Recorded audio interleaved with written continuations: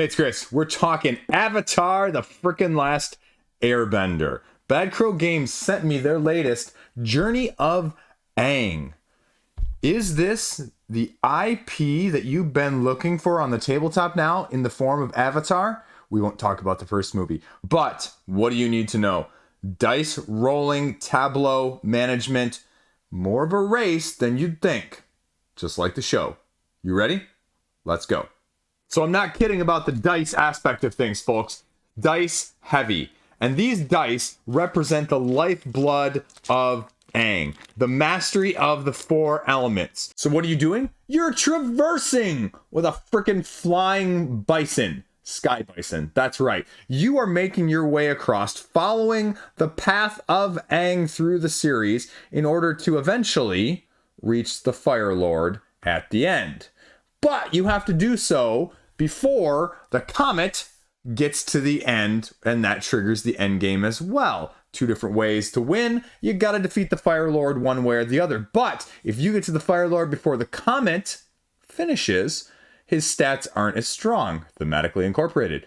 And you can attempt again. But if the end game is triggered by you reaching the end of the Comet track here, you got one shot, and that's it, as Aang rolls the dice. So how are you doing that from an action card tableau driven management with heavy dice rolling? Well, you're going to start off the game with 6 of these basic dice that are going to have all of the different symbols representing the 4 different elements on them. And so on a turn-by-turn basis, you're going to be utilizing these in order to, well, traverse the map by sort of pseudo-representing the quests that Aang goes along on his journey to the end. How you're going to be doing that is overcoming challenges that are presented to you as a push your luck mechanic on the map in the first place. You'll notice that on the map, I have tokens that represent the different elements and the numbers that are next to them. And so this ranges from 1 to 5. And as you're going and moving along your flying bison, those are going to gradually add up and be a progressive push your luck style of things to combat how much Aang has progressed in his skill level. And if you can match or exceed the skill level necessary, you get to stay. However, if you don't, you gotta go back to where you started from. Now, that being said, that's a much more overarching picture of the game. Let me break it down a little bit mechanically so that'll make a little more sense, and then we'll talk about my final thoughts. So phase 1. Phase 1 is the card-driven aspect of things. And what you're going to be doing at the beginning of the game is you're going to be allocating a certain number of these silver, and then followed by yellow mixed with red at the bottom of this deck. And this represents the elemental mastery that Aang and your characters will be utilizing. You start the game with 2 asymmetric characters here that are going to be contributing not only dice to your dice pool, but then also, if we flip them over here, asymmetric techniques that are going to be available to you when they reach that part of the journey thematically incorporated again based on the story. And all of them are going to have abilities that you can unlock to be able to utilize depending on which ones you have. And each person gets allocated 2 of these at the beginning of the game. And so the more people you have, the more techniques you're going to have available to you to sort of help mitigate, and we'll talk about that later. But what you're going to be doing in the action phase of the game is you're going to be acquiring these cards. It's really hard to read around the darkening of the outside of this card, but what I'm going to show you here is the lifeblood of this game. You can see that there is an elemental mastery number that contributes to your strength in the corner here, 2, 2, 1. But you'll also notice there's a 1 right there. So when these cards are played down, they are played down with the 1 in the upper left-hand corner. Then when subsequently another blue card is played onto your tableau, this blue card again is allocated the same way, but then it rotates everything else underneath it. And then that just subsequently happens again and again. If you were to lay another blue card, well, we'll use a red card here, for example, but you never do that in the actual game. It would again rotate everything underneath it until the bottom cards eventually reach 4. And when they become all the way around to the 4th time, then this card gets allocated to the mastery. And mastery is allocated over here onto the elemental mastery track. And this is the board where you're going to be keeping track of these cards as they're going to be placed here in their various areas and allocated and rotated. And what you're going to be doing is you're going to be keeping track of your mastery here, not only to keep track of what your current level is, but then potentially what your needed level is as well as you're hopping along this board. Because you'll notice now that makes a lot more sense. When I have to go past this spot right here, Jet's Forest, this has the red fire icon. It's going to add a +1 difficulty to the requirement that's needed to be able to pass there. And so this game is predicated on going past as many of these spots as you can in this first action phase that does not exceed your ability in that sense. Because how you're calculating that is you're calculating it based on the sum total of these rotated cards plus whatever other mastery has already been acquired. If you've already rotated several of these around or you've completed other objectives, you may start with a baseline mastery of, say, 3. If you've already completed 3 of these cards, or maybe you got a bonus from elsewhere. And then now I would have potentially 4 and 5. So now if I had a challenge with anything less than 5 fire, I would automatically succeed. Now if I had a challenge with 7 fire, for example, that's where you start to get your dice. But my character's black dice here then could be rolled, trying to get at least 2 more fire symbols in that way. Now those asymmetric characters that I just mentioned that you're allocated at the beginning, you also get 2 additional dice from those 2 cards. So you may have a special fire dice, or you may have a special earth die, or whatever you may have with these characters that you get to roll 8 dice on a turn-by-turn basis. Now those dice are not to say that those are the ones you stuck with, because, well, these are just your basics. All of these other different dice representing the 4 different elements, the air, water, earth, and fire, can be subbed in to those starter 6 through various methods. The main method is at the beginning of the game, you're going to pick 2 of these techniques of the 4 different avatar elements, and you can buy them during the second phase for the mastery cards that you've set aside, completed, allocated to your scoring of the mastery, but have them as a resource in order to buy this, because then you get to replace 2 of your basic dice with the water dice, for example, right there. Or, for example, Rock Launch gets you 2 earth dice, and you can see the mastery that goes along with it.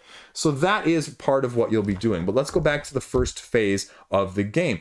As I mentioned, you will be potentially gathering these cards up from a general pile, because you're going to be gathering, as the first action, 3 of these cards, either from the top of the deck or from the harmony piles that are out in the first place. The harmony piles are basically 2 slots for all 4 of the elements. So there's 2 fire, 2 water, 2 air, and 2 earth. And so at the end of every round, you're actually going to have flipped up 2 of these cards. And so you would have 2 of these fire, for example, and maybe 1 of the air. But if I were to draw another one of the fire, you only have 2 spots for each of them, and then it wipes the whole board. And that's a problem, because when I'm going to draw my 3 cards that I can on my first phase as one of the actions, then I don't have as much to draw here. Then I'm going to have to draw off the top of this deck.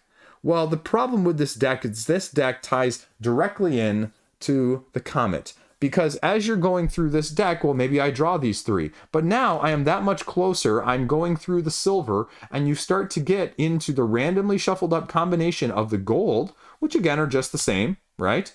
Just a little bit stronger. They have 3s and 2s in the corner there instead. But now you start to get through there, and anytime you were to draw one of these red cards, that's when the Comet gets forwarded.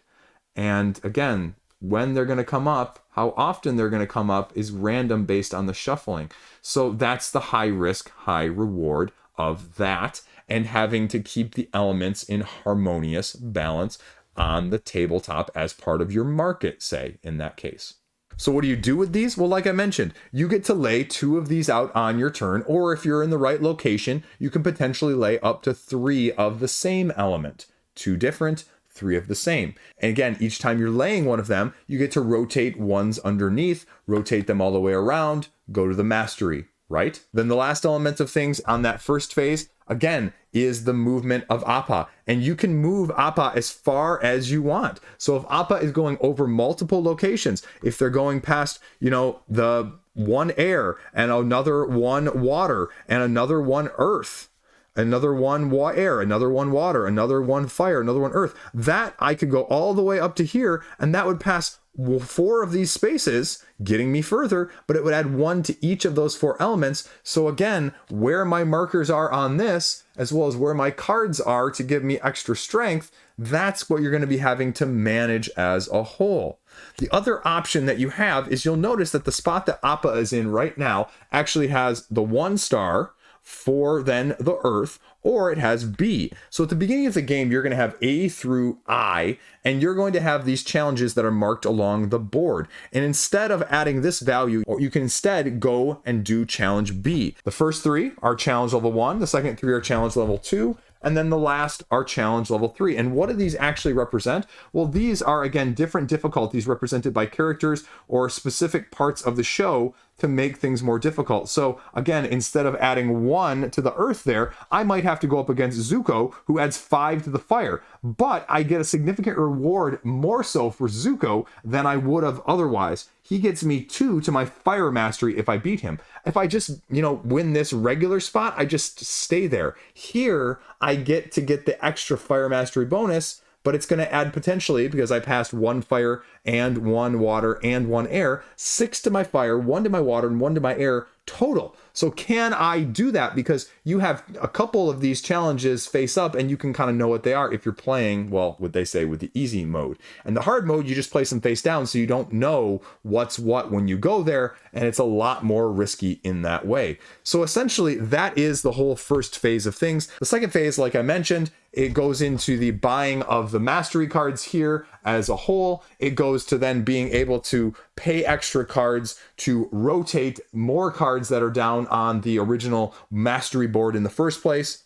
Or the other thing that I already mentioned, taking your character and flipping over your trainer card to be able to utilize their technique if you are far enough on the storyboard in the first place. Then check where the Comet's at, see where things are at, replace the harmony cards, rinse and repeat to the next person. Now, there is one other slight adjustment there. You can get more of these dice because there are specific achievements. If you have certain masteries of certain elements, you get extra dice. And that's going to be mainly in the form of avatar dice. So what this card shows you is you have specific requirements for mastery bonuses. 8 water mastery gets you an avatar die. 8 of any of the others gets you an avatar die. 4 in all of the 4 elements, or 8 in all of the 4 elements. So you can replace all of your basic starting dice with the avatar dice if you really want. Now, if you want to go into the avatar state sooner, you can discard a couple cards, 3 cards to be exact, if I can actually hold my fingers up correctly there, 3 cards during the turn in which you're trying to roll to see if you meet the requirements of the difficulty of either the mission that you're going on or just how many spaces you've traversed. And those cards are then, discarded and you get to redraw a couple extra. You also can discard a harmony card on your turn to re-roll a die of your own choosing, just once though, each time you're going. That is it in a nutshell. I mean, again, the issue is you're managing the tableau, you're rotating, you're trying to rotate them. If you don't rotate them, they're never going to get the mastery. But if you keep them unrotated, you may be a little bit stronger on the individual elements before them, but you're not going to be as well-rounded. And why that matters, if we go to here to the Firelord and the Phoenix King, you'll see that 10 of each and 13 of each. And so you really need to have a lot of cards out, you need to have a lot of mastery, and you need to have a lot of luck with the dice. And it's all 3 of those things that are going to have to combine in order for you to win. And again, it's the racing across this board that is really going to be the biggest element of things. Do you have time to do these challenges? Because truth be told, if you fail on a couple of these spots, whether they're just simple, I'm going past too many spots and it raised the difficulty in too many areas, or if I attempt one of these and fail, it can really get in your way. Because realistically, the time of this game is balanced by this deck that I showed you of the silver going down to the gold and the red more than anything else. And so if you don't know where those red cards are, and at the end of every turn, you're burning up 3 of these cards, plus whatever ones you want to draw, because, maybe you need a bunch of earth and this is all that's out there right now. So that's going to be the element of things you're going to have to balance. And that's why it's more of a race. So that being said, pros, cons, who's this for, who's not going to like this? Final thoughts in that regard. Pro, I think the Thematic Incorporation, truth be told, is relatively good. You really have to progress, master these elements, get enough on the little elemental tracker board here in order to succeed in some of the later challenges, especially at the end. because you're not going to have enough dice. I mean, you're going to have 6 dice at the end because you don't get to use your ally dice. It's really just Aang and whatever 6 dice he's got going on. Dice are not going to be enough to get you there. And it sounds simple, right? 10 of each element. Okay, that's 40. Those cards I just showed you have 1s, 2s, and maybe 3s around them. So you would need to have at least 3 of those cards in each of those areas, plus some mastery, if you didn't need to roll any dice. And that's not easy in the short time frame constraint that you have. You're going to have more tactical options with the more players you have with the technique cards that are available. But there's also going to be less control because there's just going to be more people between you and your next turn.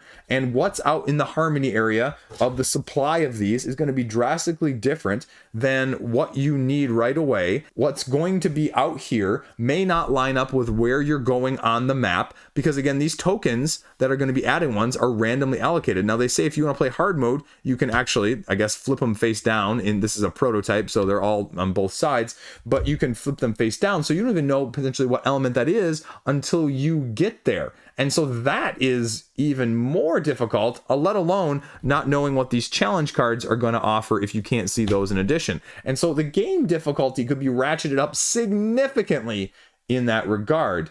Because, again, these elemental masteries, as simple as I thought it was going to be to get 10 in all 4 of those, it really was a little bit more tricky. It required a little bit more planning. But it is very heavy tactically driven. And still, you will run into situations where, you know, these avatar dice are cool. Don't get me wrong, right? These avatar dice have significantly more elements on them. They have potentially up to as many as 3 elements on one side. So those are really, really applicable. But the only way you get the better dice in that regard is to get the mastery. Well, if you get the mastery, you have to take them off of the board and have them all the way rotated, which takes a bunch of putting down. But if you're putting down a bunch of them, well, there aren't a bunch of them because you're going to run through all of this very quickly and it's going to progress the Comet very quickly as well. So that's why this game is more of a race. I don't know. The random luck draw of the challenges is going to be a little bit off-putting. The variability of some of the technique cards here is maybe not going to be of your suit.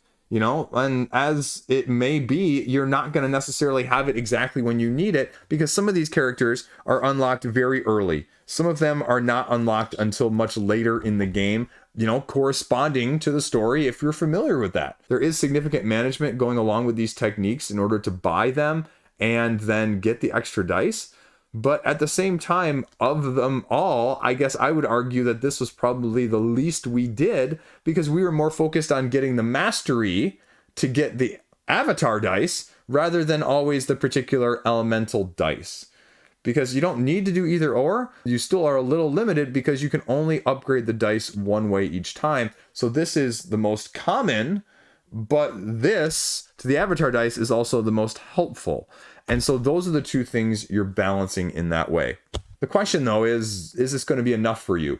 Because it ultimately is I'm going to see how many spaces I can go here with Appa before I think I can get stopped.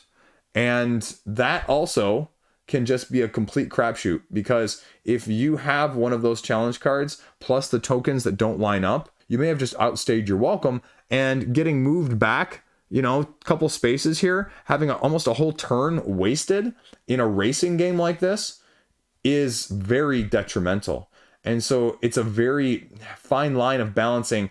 I can think I can go 1 or 2 spaces. Can I really get that next one? Or am I really going to have to wait? So it does a good job at that. I would also make the argument that this is a light game. None of these elements, none of these mechanisms are going to be overly dramatically, wow, this is brain burning, right? There is not a whole lot of big long-term strategy. It is what is immediately in front of me, especially on a higher player count basis, because if you're playing at the lower player counts, you could maybe say, okay, well, I can see that they're probably going to move 2 spaces this time, and then I'm going to end up there, so that's what I'm going to need, and I can start looking. But if you have 2 or 3 other people, I mean, okay, this one's going to do 2. Are they going to do 2 or 3? Is the next one going to do 2 or 3? Are they going to do the challenge versus the, and so what's going to be out there in terms of the harmony board? Are people going to grab from the harmony board? Or when you draw those 3, is it going to overflow? And then I'm not going to have any cards sitting out there, and then I'm going to have to draw off the top. And what am I going to get off the top? Am I just going to be having to play to the board and get them rotated for the next person? And so it can be a little anticlimactic if that happens in your case, and all you get to do is, play these to the elemental board and just get to, okay, well, I just played this, and, I just played this one, and, and I just played this one, and that's my turn, right? It's not as satisfying in that regard as you may like. I mean, truth be told, though, you're kind of a supporting character, right? You're not really the avatar until you fight Firelord at the end. So you are supporting in that way.